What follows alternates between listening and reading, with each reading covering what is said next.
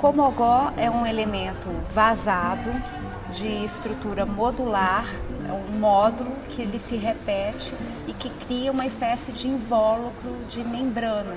E a grande qualidade do cobogó é que justamente por ser um elemento vazado, ele permite uma troca e uma circulação de ar constante.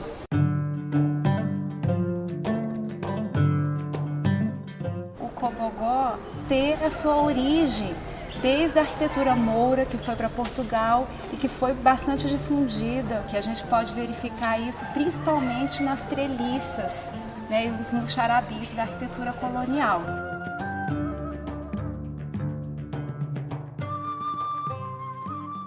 Para o nosso clima tropical, ele é bastante adequado. Não é à toa que ele é tido como uma invenção pernambucana.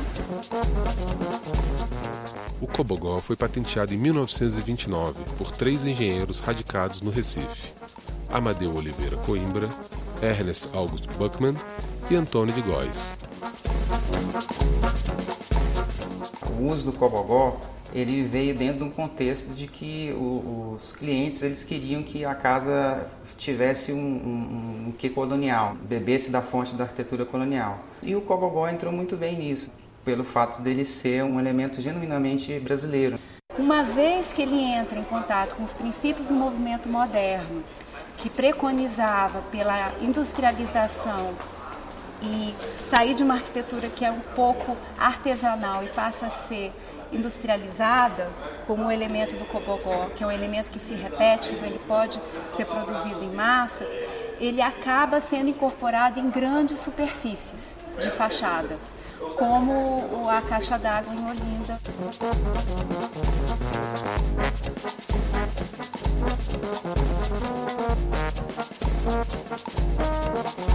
O cobogó, ele acaba sendo um elemento bastante difundido dentro da arquitetura modernista brasileira por 2 aspectos principais.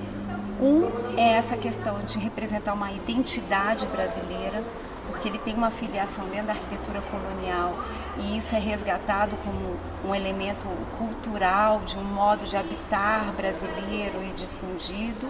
E outro, por essa questão do módulo, da questão estrutural, que permite uma pré-fabricação e uma repetição do elemento, o que traz um certo barateamento da construção civil. Ele casa muito bem com todo o ideário da época e ele passa por uma espécie de popularização na década de 60.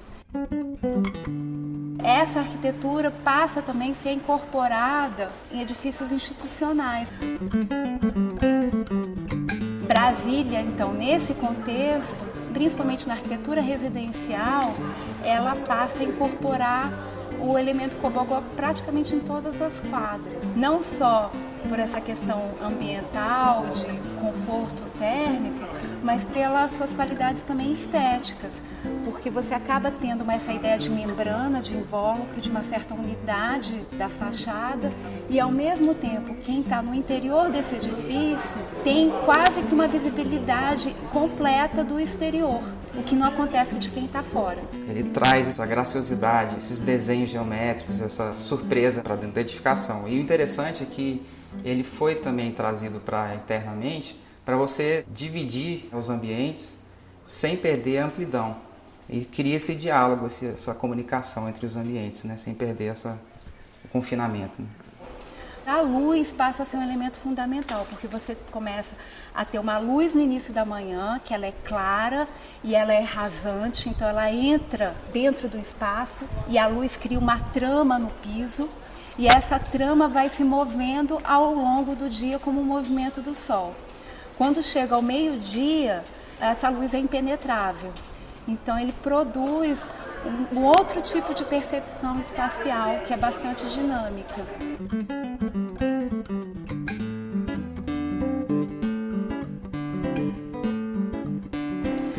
O rissoleil, que é um termo francês, que sempre está em conjunto com uma fachada, ele protege a fachada. O cobogó não, ele é como se fosse parede e brise-soleil ao mesmo tempo. ele é um elemento de vedação e que protege também esse ambiente da incidência solar, das questões ambientais, e que tem a mesma permeabilidade do brise soleil. Ele separa o ambiente interno e externo. Na década de 60, ele começa a ser bastante utilizado, principalmente na fachada posterior dos edifícios em altura, onde ficavam as áreas molhadas, as cozinhas, os banheiros, áreas de serviço, por permitir uma grande aeração. E aí ele ficou caracterizado como uma fachada de fundo, que não tinha abertura direta para a paisagem. O cobogó começou a ser visto como um elemento pejorativo, como se ele fosse o fundo da edificação e não a frente. E muitas pessoas começaram a criticar e a deixar de utilizar o cobogó nas edificações. E agora o cobogó entra como uma representação cultural, não só de uma estética do movimento moderno, mas como um elemento que é extremamente sustentável. Você permite aeração, ventilação, sem qualquer tipo de ar-condicionado, sistema mecanizado. Então ele volta agora com bastante força na arquitetura contemporânea.